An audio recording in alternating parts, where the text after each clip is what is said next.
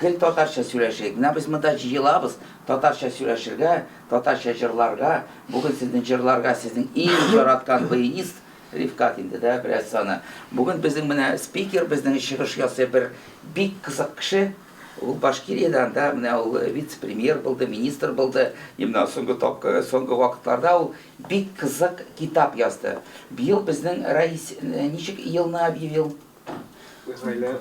Гаилә это шәхесләр җылы. Год семьи это Путин, а в Татарстане шәхесләр. Вот шәхесләр турында сөйләрсез да шул. Это расскажет по такой самый очень интересный, он ключевой участок истории такой, да, который вряд ли кто знает. Вот он хорошо его изучил, написал в книге вот про этот участок истории, значит, промежуток истории. И про вот этого, значит, мусульманского деятеля. Вы немножечко образно во время его рассказа попробуйте окунуться в то время. Hürmetli toğanlar diye başlayırız. Zoruytu ve rahmet bana onday. Штаб Moskva bizning stolitsada bo'lganda Rustam Fayzovich zo'r rahmat sizga. Шул хәтлем менә яшьләрне организовать итеп, җыеп, аларны телгә өйрәтергә, аларның үзебезнең милләтебезгә өйрәтергә бик зур эш бу. Шуңа күрә үзегезгә дә рәхмәт, егетләр, кызлар. Менә анда киләсез, бер-берегез белән общаться итәсез, ансы бик тансы да тоже бик зур эш. Бу китапны мин язарга әзрәк вакытым бар, шуңа күрә бу китапны язарга булдым.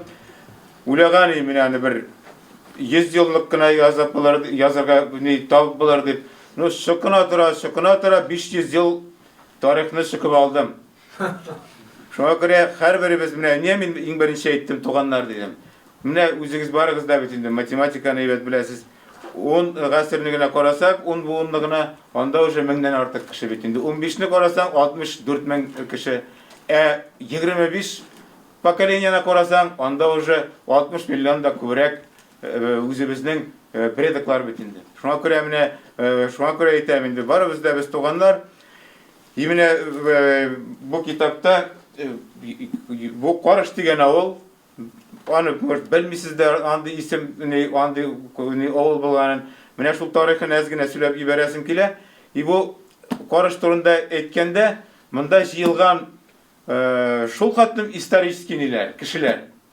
И менә ничек ул менә шулай булган? Аны бик кызык, менә сез үзегез дә менә бүген бер егет миңәргә әйтте, мин ди Шишмә районыннан бин. Койса авылдан әйтәм. Койса авылдан икән, Шишмәнең үзендә үстем ди. Аның бит барыбер, аның авыллары бар. Менә допустим Шишминский район Сафарова дигән авыл. Менә авылдан чыккан кешеләр аны основать иткәннәр. Сафарова дигән. Кем ул булган Сафар? Сафар Али булган исеме. Ул менә авылда туган. Карыш дигән авылда. Менә авылны аның Кортәтәсе Сафар Алиның Кортәтәсе основать иткән 1651 елда. Ул каян килеп чыккан ул кеше? Ул кеше ничек Уфага барып кергән? Ничек Башкортстанга барган? Ул именно менә 1651 елны шунда килеп, шул авылны основать иткән. Аңа хәтлем 20 ел хезмәт иткән. Хезмәт иткән, кайда хезмәт иткән? Хезмәт иткән Уфимский крепостьтә. Аңа хәтлемдән ниләр булган? Үзегез беләсез, менә быел Уфаның 450 ел әйтмиш әйтәләр бит инде. Аңа хәтлемдән историялар, тарихларда ни булган? Аңа хәтлем беләсез инде 1552 елны Казанское ханство алып, Казанское ханство белән объединяться иткән бит инде. Аннан уже калган ханстволар кушылганнар Россиягә. Башкирия кушылган, ул уже алар добровольно кергәннәр. Башкортлар добровольно кергәннәр, аларга даже җирне бүлеп бергән җирләрен дә үзләренә калдырганнар. То есть алар вотчинник, шуңа күрә 1900 революция хәтлем, 1917 елга хәтлем алар вотчинник дип язалар. Калган милләтләр припущенники дип язалар. Монда тоже бик күп кешеләр сатып алганнар үз җирләрне. Шуңа күрә менә тарихны караганда, ул менә безнең үзебезнең милләтебез, үзебезнең отечество диябез. Ул бик шундый бергәләшеп, менә шул бүтән милләтләр белән без төзегән бу огромное государство, империя. Бүгенге көннәрдә аңарга да шеметеп кыйшалар, тегеннән дә, моннан да, безнең менә шул берләшү, безнең үзебезнең тамырларны белү. Менә шул вакытта гына без үзебезне данны тота алабыз. үзебезнең илнең данын тота алабыз. И кем ничек әйтсә дә, без менә шул нене башны искә күтәреп, бу безнең ил дип, бу безнең илгә каршы килмәгез дип, без менә шул яши алабыз. Ну, конкретнарак әйткәндә, историядән беләсез бит инде. Шура батырның кем икәнен. Беләсезме барыгызда? Шура Нарыков. Шура Нарыков менә как раз Казанское ханство булганда, ул правительство дип әйткәндә, шул руководитель правительства Казанского ханства була. Шура Нарыков. Ул төрле вакытлар булган, ул һөҗүм иткән булган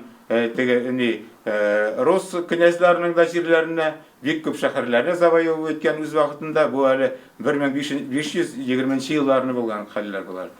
Ondan керсә, бу мин аңлаганчык менә бу китапка мин ничек яздым. Менә шул именно шулай Шура Нарыков, ул доордынский доордынский периодта да, ул җирләрдә, болгар ханстволарында, ул татар ханстволарында, ул җирләрдә яшәгән булган. И шуңа күрә, менә Чингизитлар ослабевать итә башлый бит инде ул елларны. Ослабевать итә башлагач, ул как раз Сафагирейгә оппозиция төзи. Оппозиция төзи дә күп чыгаралар Казандан Сафагирейне. Ну, Сафагирей анда гаскәр җыеп, кире килеп, аларны барсында теге басып ала инде кирегә. Менә шул вакытта Шура Нарыков ул как раз уже Мәскәү князьлары белән уже дуслашып килгән. Алар белән сөйләшеп барган. Что менә без үзебезнең белән ил белән яшибез, сез үзегез ил белән барыбыз да торговля белән, белән бергәләшеп шулай яшибез дигән. Потому что аның опыт булган. До Чингизитов яшәгәннәр бит. Шундый опыты булган. Шуңа күрә ул шундый предложение белән ул возглавить иткән дә ул шул мине Сафагиригә каршы. Но барып чыкмаган да менә үзегез дальше беләсез ничек булган. Даже менә доказательства китергә була. Аның ике браты Иван Грозный белән Казанга килә, уже ишекне капкасын ачалар, алар переговорга керәләр. Капкасын ачалар, и алар на защиту Казани встают, и шунда уже погибают. Менә даже шунсы да доказательством является того, что менә аларның нинди ниләре булган, максатлары булган дигәсем килә инде минем. Менә шундый вакытка хәтлем, менә хәзер мин кирегә кайтып киләм инде. Менә әле килдем, Казанское ханство турында сөйләдем. Аңа хәтлем тоже китапны язарга димин, ана дальше уже. Мин чисто историк түгел, шуңа күрә мин только документлар белән эшкә итәм, и только шул менә үземнең нәсел белән генә бәйләнгән әйберләрне язам. Менә шул Шура Нарыков белән Баубекның балалары соңдан, алар Касимовское ханствода соңдан яшиләр. Алар патшага хезмәткә керәләр. Анда үзегез беләсез инде теге менә шул Мещерский треугольник диябез инде, Мәскәү, Касимова, Владимир, менә шунда гаскәр зур җыела бит инде. И шулар менә барсы да кайда граница, кайда тюркскоязычное население, алар шунда уже шул йөрдә хезмәт итәләр. И шулай аларны ибәрәләр Уфимский крепостьне сакларга. Анда бик күп набеклар булган бит инде, үзләренең теге эшләрендә дә восстаниялар булган. Шуңа караш менә именно шул саклар өчен шундый алар служивый мещеряк дип аталалар. Служивый мещеряки дип аталалар. Аларны аларны табып була. Аларны табып була, потому что алар жалование алганнар, җир бүлеп биргәннәр аларга, расслуживый кеше булганнар. Жалование алгач шул ниләре бар инде аның. Аларның язылмалары бар, кемгә күпме ничек түләнгән шундый кәгазьләр бар. Шуңа күрә менә аларның исемнәрен дә белеп була, алар аша шәҗәрәдә эшләп була. Оннан керсә менә бу каршы авылында аларга җир биргәннәр. Менә мин бит Шура Нарыковны бер дә юкка сөйләмәдем, Баубек белән. Именно шуның оныклары шул авылга килеп урнашканнар. Шул авылда җир алганнар, и шул авылдан менә Сунчелейның Даушевларның ниләре, как раз Сафарани Байбурат Инатеевлар, Шура Нарыковлар, Баубекның нәселләре именно шул урында килеп урнашып, дальше уже Башкирияга таралып барган. Аннан уже Шишминский район, Кушнаренковский районнарда, даже менә тарихтан беләсездер әле, Даушевларны. Ушал районында Абдулла Даушев дигән кеше бит инде Ахунова дигән авылыннан итә. Ул бит инде була депутат була, ул императрицаны нигә Коронова әйткәндә бара, шундый менә кешеләр, алар барсы да менә шул әкрен генә Челябинская область бит инде дальше китә, Челябинский уезд дибез инде. Онда менә Муслимова, Муслим Аширов дибез бит инде без аны. Тоже менә шул Даушев нәселләреннән, тоже Сунчелей, аның теге кортасы әтәсе Сунчелей. Менә шул әле теге краткий гына мин сезгә шуны сөйләп бирәм, әниә мин шул буларны сөйләдем. Үзегез беләсез бит инде тарихтан, Казанское ханство кушылгач, бара процесс крещения. Ул вакытларны беләсез, историядән укыгансыз, и бу вакытта менә как раз Татарстанда крещение бара. Бу почти 100 ел, анда даже ниләрдә, мәчетләрдә төзелгән. Менә шул вакытта менә шул авылда туган Батырша дигән Али, Абдулла Алиев дигән кеше шул нигә каршы күтәрә. Каршы күтәрә башкортларны, татарларны каршы күтәрә. Менә шул нигә крещениягә каршы. И менә шул моментта аның исеме Батырша була инде. Аны бөтен халык Батырша дип атый. Аның үзенең ул була, Ахун була, үзенең мәдрәсәләре була, аның бик күп кешеләрне шул укуга өйрәтә ул. Менә шундый бик интересный кеше була. Ул нидә мулла була, Челябинская область, как раз вот үзенең нидә Муслим Аширов дигән кешедә шул Челябинская областьта бик күп еллар мулла була. Аннан карышка кирәк кайтып, бөтен җирләрне йөреп чыга. Башкортларның да, татарларның да нинди мисаллары бар, нинди олама хәлләр килә, нинди чиновниклардан оламалыклар алар күрәләр. Шуларны барсында ул соңдан уже пленга эләккәч, барсында шуны императрицага яза. Менә шул аның язуы буенча соңдан уже Екатерина II ул үзе шәһид булып үлә, Шлиссельбургский төрмәдә, ул көрәшеп үлә дигән сүз инде. Көрәшеп үлә. Менә именно шул китабы ул язбадан соң Екатерина II уже 1788 елны указ эшли. Указ эшли, что милләтләр, ислам диләр, бүтән ниләр, вералар барсы да равны булырга тиешләр. И ислам дине шул вакытта уже аны даже имамнарны императорның указы белән куя башлыйлар. И только Башкортстанда гына буквально 50-60 ел эчендә 2000-дән артык мәчет ачыла. Менә шундый вакытлар була, менә шундый кешеләр ул вакытта яшиләр. Даже менә әйткәндә шул равенство дип әйтәбез инде. Равенство милләтнең равенствосы, и кешенең вераның равенствосы менә шул вакытта формироваться итә. Менә бу китапта менә шундый кешеләр, бу авылда туып үскән кешеләр, аларның бабалары, әтиләре, кемнәр булганнары менә аның әни ул Батырша императрица хат язарга имеет право дип әйтәбез. Аның карт әтәсенең документларын таптык.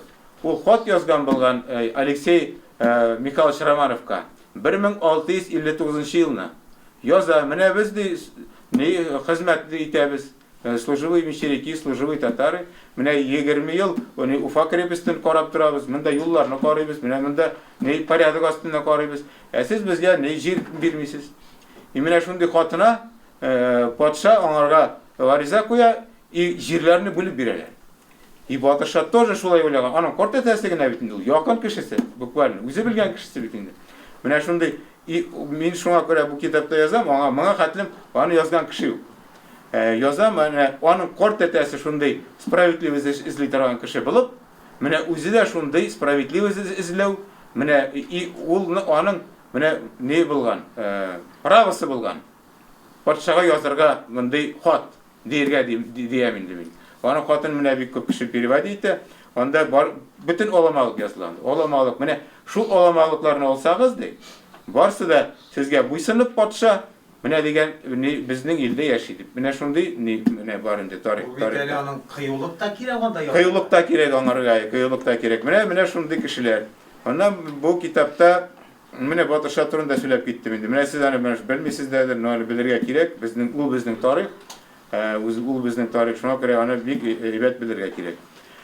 Tağın aytasım kile, mında mene şu yazılgan bizning imamlar başlangan bit indi.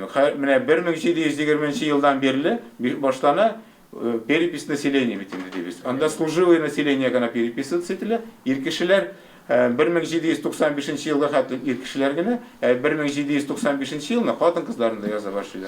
1859 yılga hatlim ana şunday перепись alıp barıla. Şul переписьлар boyunca bizning kort etelerini, ataynelerni barsında tavып bula. Mine şejerlerini şular oşa yazıp bula. Şul yıllara hatlim. Анда yazılgan onların mine milletleri служивый мещеряк deb yazılgan. Mine 1720 yılında bu Петр I birinci şunday ni kirtep indi. Niye kirtep? Потому что гаскарларны олар битинде bulganlar как сотниклар. Олар урында bulganlar. И как только нитеге harbiy iş kerek bolsa, birende suгуш bolsa, оларны уже дәшип алган инде. Дәшип алган, менә шуларны kimler ir балаларын белер өчен шундый перепись ясаганнар инде. Менә и налог түләүләр кемгә булса, ана шундый ниләр белән шундый переписләр булган. Менә шуны сөйләргә дигәнем мин сезгә. Тагын монда бар, менә как раз имамнар бит инде. Имамнар указ императорлар назначаться иткәннәр. Алар МВД аша үткәннәр, проверка үткәннәр, знанияларын алар бик уза укыганнар, алар почти 20 ел хәрбисе дә. Менә үземнең картәтәйләренә карыйм, алар 20 елдан артык укып кайтканнар. Төрләрдә укып, менә и нинди предметлар преподавать, ислам гына динен генә преподавать итмәгәннәр анда. Менә ул китапта бар, фотографиялары бар, архивный материал, менә мин итүбәсеннән таптым. Ни диям инде, шул китапларның битләрен, анда география китабы да бар, анда арифметика китабы да бар, анда рус телендә укытканнар, анда бөтен әлеменә ниткән ниләрне укытканнар. И шуңа күрә бит революциядән соң Ленин да әйтә. Ни татар халкы, ни ислам динен ниткәннәр, даже авыллар грамотнее, чем урыс авыллары дип язган ниләр сүзләре бар. Потому что шул менә мәчетләр, шул хатын күп, һәрбер авылда ничек мәчетләрне төзегәннәр. Менә 500 авылда 500 кеше яшәсә бер мәчет була, 1000 кеше яшәсә 3 мәчет була. Менә авылда 3 мәчет була, 1000 кеше яши. Һәрбер мәкаләдә менә шул 500 кешегә бер мәчет була. И шунда ук мәктәп диябезме, мәдрәсә диябезме, шунда ук барган үзенең шәкертләре булган, үзенең мәзиннәре булган, шунда укытканнар. Башка авылдан да килеп укытканнар. Именно шундай юнрак дигәндәй мәдрәсәләрдә укыганнар. Аннан даже революциядән соң бик күп руководители, партийный руководительләр дә шул мәчеттә укыган кешеләр алар. Менә даже мин монда аларны язып та бардым. Менә анда секретари райкомалар, ниләр барсы да шундай ниләр. Или анда теге мәктәп директорлары, колхоз председательләре, соңгыда менә шулай булып киткәннәр. Ну, күбесен, конечно, репрессияларда булган бит инде. 30-нчы елларны үзегез беләсез, Нәпстан соң репрессиялар булганда, не ул имамнарны бетергә тырышканнар, потому что алар были государственными деятелями. Алар были на государственной службе. Алар государственные функции исполняли. Не только регистрация разводов и браков, но и порядок наводили. Кешегә политику партии дип әйтәбез инде, ниткәннәр. Шуңа күрә аларны барсында истребляли. Отканнар Сибиргә бергәннәр. Шуңа күрә менә Башкириядән Анжара Сужинскийга бик күп кешене озатканнар. Менә анда тоже аның турында язылган. Но интересный момент шунда. Ул кешеләрне бит инде менә минем Зөфәр менә бер дәди белән сөйләшкән бар. Мин ди школа КГБга кереп уйлаган идем ди. Укып бетергәч ди, бик әйбәт укыган ул. Ну алмадылар ди. Синең әтиң менә ни кортатан раскулашын дип булган дип әйттеләр ди. Ул соңгыдан секретарь обкома профсоюзов всех шахт Кемеровской области была у кеше. Бер поколениедән генә, бер поколение генә үтү. Но аларның менә Зәүтинә анда Сибиргә менә озатканнар бит инде, ире белән 5 баласы белән, бер баласы юлда үлгән. Шул ни буена күмеп куйган, железная дорога буена күмеп куйып киткәннәр. Галияне алай да үзләренең балаларын шулай воспитать иткән. Менә сез безнең нейне отечествоны гел сакларга тиешсез. Менә безнең илебез безгә иң святой. Менә шундый воспитание алган. Аның малае да соңыннан капитан була, ни үлә, нидә освобождает иткәндә. Татарны бизи торган нәрсә бердәмлек диләр. Шуңа күрә бергә шакланың кадерен белеп, белгән җырыбыз белә башлыйк әле, аерылмагыз.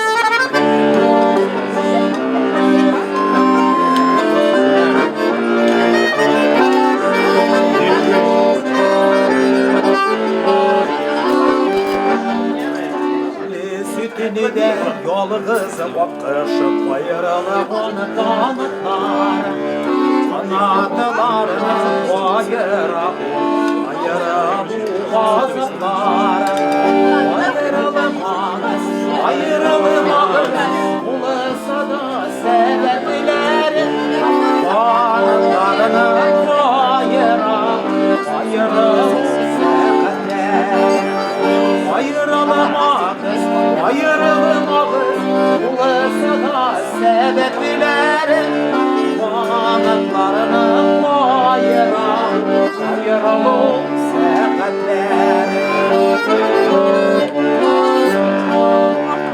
Akışını parı itmese akışı yolu kızı kuanır o kısada.